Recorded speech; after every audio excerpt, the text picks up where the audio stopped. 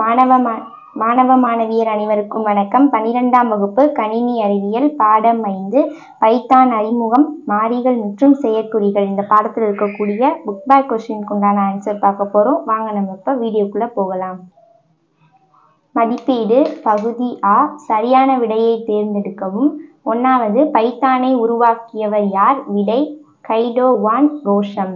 2வது, இவற்றுள் எந்த துண்டு குறி நிரல் பெயர்ப்பி கட்டளைகளை ஏற்றுக்கொள்ள தயார் நிலையில் இருப்பதை குறிக்கிறது? விடை ஆ. 3வது, பின்வரும் எந்த சாவி சேர்மானம் ஒரு புதிய பைத்தான் நிரலை உருவாக்க பயன்படுகின்றது? விடை Ctrl+N. 4வது, பின்வரும் எந்த குறியுறு பைத்தான் நிரலில் குறிப்புகளை உள்ளீடு செய்ய பயன்படுகிறது? விடை ஃபர்ஸ்ட் ஆப்ஷன் ஆ. 5வது, எந்த குறி ஒன்றுக்கு மேற்பட்ட உறுப்புகளை ஒற்றை வரிசையில் அச்சிடும்? விடை காற்புள்ளி. 6வது, பின்வரும் எது வில்லைகள் கிடையாது? விடை நிரல் பெயர்ப்பி. 7வது, பின்வருவனவற்றில் எது பைத்தான் சிறப்பு சொல் கிடையாது? விடை ஆப்பரேட்டர்ஸ். 8வது, எந்த செயற்குறியை ஒப்பீடு செயற்குறி என்று அழைக்கப்படுகிறது? விடை தொடர்புடைய. 9வது, பின்வருவனவற்றில் எது தருக்க செயற்குறி கிடையாது? விடை லைக். 10வது, எந்த செயற்குறி நிபந்தனை செயற்குறி என்று அழைக்கப்படுகிறது? விடை மும்ம செயற்குறி. பகுதி ஆவண்ணால பின்வரும் வினாக்களுக்கு விடையளி. 1வது கொஸ்டின், பைத்தான் நிரலினை சோதிக்க எத்தனை வகை முறைமைகள் உள்ளன? விடை பக்கம் எண் 50. 50வது பக்கத்துல பைத்தான் நிரலாக்கம் ஹெட்டிங்க்கு கீழே பைத்தான் நிரலை அதிலிருந்து பயன்படுகிறது வரைக்கும் 1வது கொஸ்டினுக்கு உண்டான ஆன்சர். 2வது கொஸ்டின், வில்லைகள் பற்றி சிறுகுறிப்பு வரைக. விடை பக்கம் எண் 58. 58வது பக்கத்துல 5.7 ஹெட்டிங்க்கு கீழே பைத்தான் அதிலிருந்து ஸ்டார்ட் பண்ணி இருத்தல் வேண்டும் இது வரைக்கும் மார்க் பண்ணிக்கோங்க. இது குருவினா 2வது கொஸ்டினுக்கு உண்டான ஆன்சர். 3வது கொஸ்டின், பைத்தானில் உள்ள பல்வேறு செயற்கூறுகள் யாவை? விடை பக்கம் எண் 59.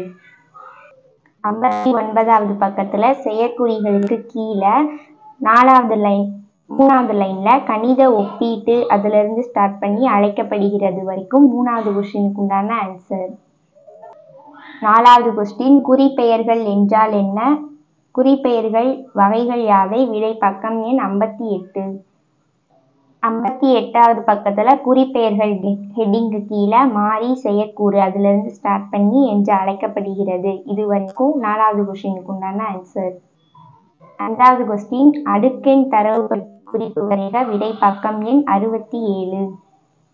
67வது பக்கத்துல அடுக்கெண் தரவு வகை அதிலிருந்து ஸ்டார்ட் பண்ணி இந்த எடுத்துக்காட்டுக்கு கீழே கொண்டிருக்கும் வரைக்கும் 5வது கொஸ்டினுக்கு உண்டான ஆன்சர். பகுதி இ. பின்வரும் வினாக்களுக்கு விடையளி. கணித செயற்குறிகள் பற்றி குறிப்பு வரைக. எடுத்துக்காட்டு தருக. விடை பக்கம் எண் 59. 59வது பக்கத்துல கணித செயற்குறிகள் அதுக்கு கீழே கணித செயற்குறிகள் இரு அதிலிருந்து ஸ்டார்ட் பண்ணி பயன்படுகிறது வரைக்கும் எழுதிட்டு கீழே ஒரு பாக்ஸ் இருக்கா அந்த பாக்ஸ் ஃபுல்லா எழுதிக்கோங்க. இது வரைக்கும் ஃபர்ஸ்ட் சிறுவினாக்கு உண்டான ஆன்சர். 2வது கொஸ்டின், பைத்தானில் மதிப்பிருத்தல் செயற்குறிகள் என்றால் என்ன? விடை பக்கம் எண் 62.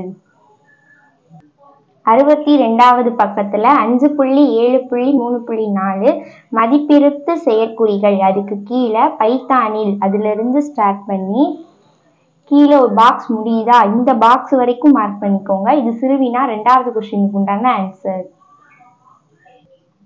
3வது கொஸ்டின், மும்ம செயற்குறியை எடுத்துக்காட்டுடன் எழுதுக. விடை பக்கம் எண் 63, 64. 63வது பக்கத்துல நிபந்தனை செயற்குறி இதுக்கு கீழே மும்ம செயற்குறி அதிலிருந்து ஸ்டார்ட் பண்ணி அடுத்த பக்கத்துல இந்த வெளியீடு வரைக்கும் எழுதணும். இது வரைக்கும் சிறுவினா 3வது கொஸ்டினுக்கு உண்டான ஆன்சர்.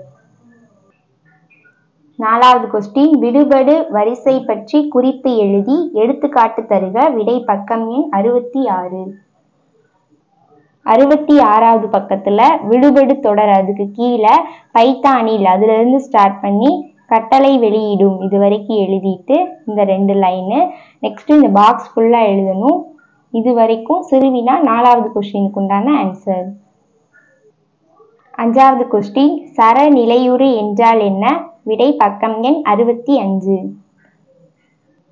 65வது பக்கத்துல சரநிலையுறுக்கள் அந்த ஹெட்டிங்க்கு கீழே பைத்தானில் அதுல இருந்து ஸ்டார்ட் பண்ணி வெளியீடு வரைக்கும் எழுதணும். இது வரைக்கும் சிறுவினா 5வது கொஸ்டினுக்கு உண்டான ஆன்சர். பகுதி இ பின்வரும் வினாக்களுக்கு விடையளி. ஃபர்ஸ்ட் கொஸ்டின் ஸ்கிரிப்ட் முறைமை நிரலாக்கம் பற்றி எழுதுக. விடை பக்கம் எண் 52ல இருந்து 54 வரைக்கும். 52வது பக்கத்துல பைத்தான் ஸ்கிரிப்ட் எழுதுதல் அதுல ஃபர்ஸ்ட் பாயிண்டா ஸ்டார்ட் ஆகும்.